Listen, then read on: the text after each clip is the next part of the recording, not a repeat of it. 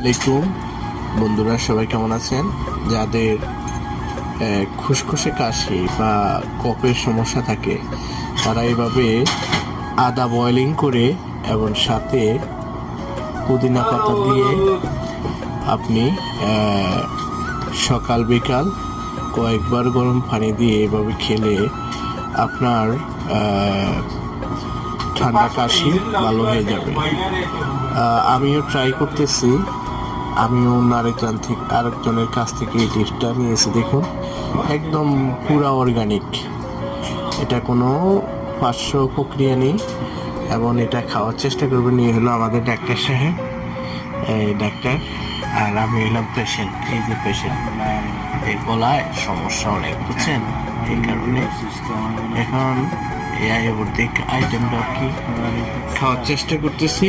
আর এই রুগী আরেকজন আসছে।